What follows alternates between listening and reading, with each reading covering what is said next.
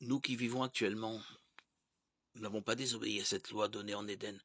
Comment se fait-il que nous aussi nous tombions malades et mourions par la faute du péché de Ève, la femme d'Adam?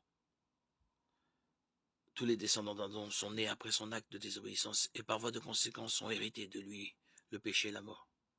Ainsi, tous les hommes ont hérité d'imperfection, car nous sommes tous issus d'Adam et Ève. Dans le livre de Job, la Bible déclare: qui peut tirer le pur de l'impur? Personne. Job 14,4. Et dans Romains 5,12, nous lisons: pas un seul homme, par un seul homme, Adam, le péché est entré dans le monde et la mort par le péché. Et ainsi la mort s'est étendue à tous les hommes. Tout comme il est impossible de mouler une pièce parfaite dans un moule défectueux, de même Adam, homme devenu imparfait, ne pouvait produire des enfants parfaits, exempts du péché. Psaume 51,7.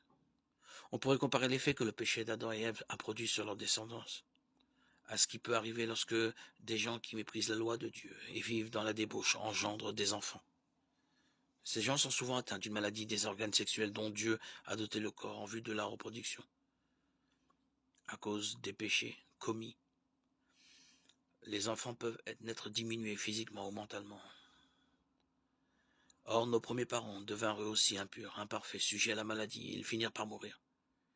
Ils ne pouvaient transmettre à leur descendance autre chose que ce qu'ils avaient eux-mêmes: l'imperfection et la perspective de tomber malade et de mourir.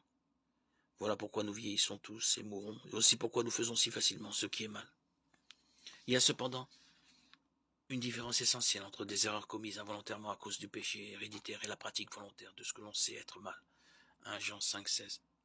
Si quelqu'un se répand sincèrement des fautes qu'il a commises par suite de sa faiblesse héréditaire, il peut s'attendre à recevoir de Dieu la miséricorde et le pardon.